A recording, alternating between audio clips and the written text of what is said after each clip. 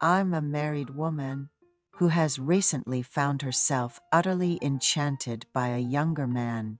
I know it might invite judgment from others, but I can't help it. I'm not planning to stop anytime soon. The object of my affection is none other than one of my husband's subordinates at work. It's been 7 years since I married my husband, and we have a 5-year-old daughter. My husband is significantly older than me. I was drawn to his kind nature and decided to marry him, seeing his stable financial situation as a plus.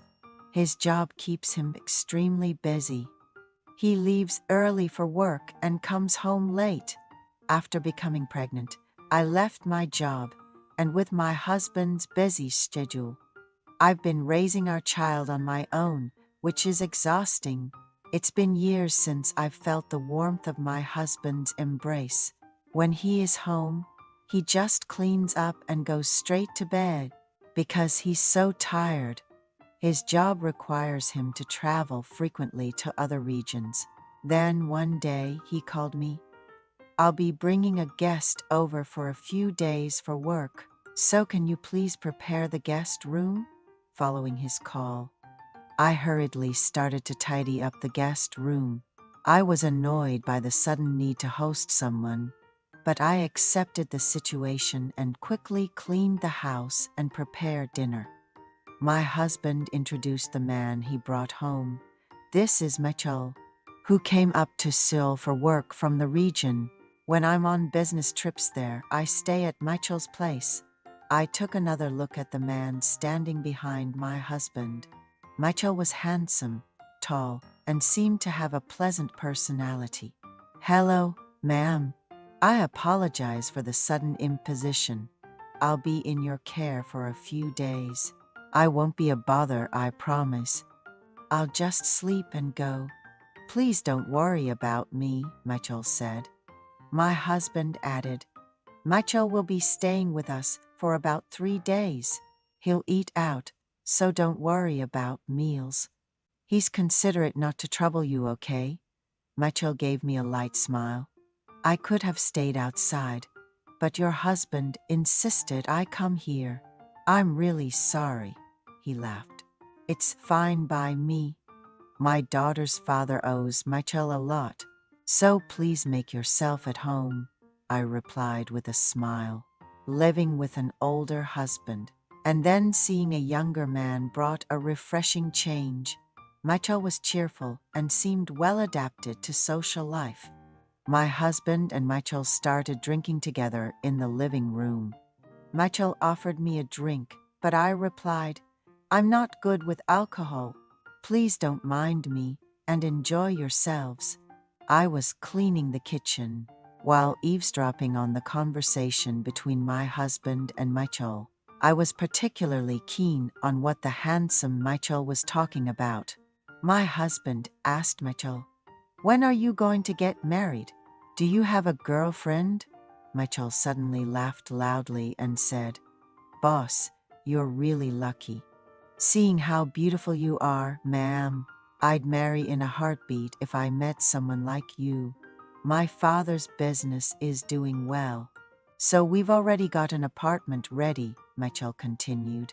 My husband jokingly asked, Wow, Mitchell, you're quite the catch, huh? But can I ask you something? Mitchell encouraged him. Sure, ask away. My husband inquired, Do you have any loans? To which Mitchell laughed and replied, No, I don't. If you know any decent ladies, please introduce me. I'm too busy for dating, and it gets lonely at night. Pointing to Mitchell, my husband said, Honey, Mitchell is from a prestigious university and does well at work, getting monthly bonuses. Think if there's someone we can introduce him to. I replied briefly, I'll think about it. The thought crossed my mind that any woman with Mitchell wouldn't have to worry about mortgage, principal, and interest like we do, given his good looks, job success, and wealth. My husband commented on how Mitchell keeps a low profile despite being popular. The female employees at the company get so excited when Michael is around. Even if they ask him out, he doesn't even make eye contact. He's too picky, he said. Why was I drawn to Michael in this awkward situation? It was his large round eyes and clear skin that caught my attention. I decided I needed to take good care of him for the next 3 days. Would you like some breakfast, Michael? I asked, to which he replied, I don't eat much. Don't worry about me, I offered. My husband takes an Americano in a tumbler with him. Would you like me to prepare one for you, too? Michael gratefully accepted. Really? That would be an honor. My husband said it was getting late and went to wash up and sleep. After showering, he lay in bed and fell asleep, while Michael went to the guest room and the house quieted down. I couldn't sleep, not expecting a young, handsome man to suddenly be staying at my house. I ended up staying up late, watching a drama on TV with the lights off. About an hour later, Michael came out to go to the bathroom, dressed in comfortable pants and a shirt instead of his suit. He looked even more attractive. Right, he's staying for 2 more days. I should take good care of him, like he's my own brother. The next morning, I got up early, brewed coffee into a tumbler, and packed nuts and Greek yogurt. Michael was thankful for such a thoughtful breakfast, saying he'd never had anything like it. My husband said, I'll come home a bit early today, and left for work. That day, I meticulously took care of the guest room bedding. The thought of Michael's handsome face made my heart flutter. Honestly, I was smitten with Michael at first sight. I waited eagerly for Michael to return. Yesterday, I couldn't bring anything back. I heard that Mrs. likes tiramisu cake, so I decided to pick one up, he said as he handed me the cake. Our hands brushed against each other as I took the cake, and I couldn't help but notice how warm his touch was. My husband mentioned, I'm going to head to bed a bit early today. I'm really short on sleep, and went into our bedroom. I struck up a conversation with Michael about having dessert together. Michael replied, I'll just take a quick shower and be right back, ma'am. After his shower, our 5-year-old daughter exclaimed, Uncle is so handsome, Mommy, which made Michael's face turn red. She brought her favorite toy in a box, and Michael played with her, matching her level of enthusiasm. My handsome uncle, I want to make your face out of clay, she said, and went on to craft a likeness of Michael. He joked, seems like your uncle's got some art skills, and offered, I'll make a model of your face, ma'am.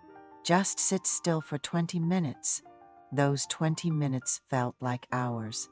The atmosphere suddenly quieted down, and our daughter, feeling sleepy, went off to her room. Michael came back with a serious expression and presented the finished piece, which surprisingly turned out quite beautifully. You have such a talent. It feels too generous just to accept this, I exclaimed, to which he winked and said, for a beautiful lady like yourself, it's on the house. Having been married for 3 years and a housewife for 7, my heart raced uncontrollably at the sight of Michael. Being the wife of a manager, I felt it was inappropriate to speak my mind freely, and I found myself in a difficult situation. I thanked Michael for playing with our daughter, and even drawing, to which he said he was going to bed. I followed him, asking, the room might be a bit cold since it's unused. Is the temperature okay? He replied, it's perfect. Thank you so much for your concern, ma'am. And embarrassingly, I found myself sitting on the bed. Can we talk for a bit? It seemed like Michael sensed my feelings. Is there something going on with the boss? I've been worried since you looked a bit down the first time I saw you, our beautiful lady. Continuing from before, I embarrassingly confessed. My husband and I are just living together in name. He's always either working late or on business trips. It's so busy, I sometimes wonder if we're actually a couple or just housemates. Raising a child on my own can be exhausting. Michael was quick to pick up on my feelings. He locked the doors securely and comforted me, saying, "Look forward to tomorrow, ma'am." I wanted to stay in his arms longer, but I couldn't. I tiptoed back into our bedroom, removed my makeup, and took a shower, finding myself humming and chuckling without realizing it. The next morning, I prepared breakfast for the two men. I cheerfully wished them a good day, and Michael gave me a secret wink. After dropping off my child at school, I was hit with a wave of tiredness and took a nap. On his last day, Michael brought a toy of my child's favorite character. I thanked him for his daily thoughtfulness. And my husband, wanting to go to bed early again, retired to our bedroom.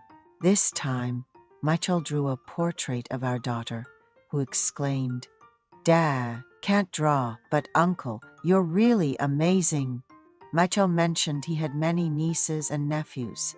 He said the best way to put a child to sleep was with a bedtime story, and read one to my daughter in her room.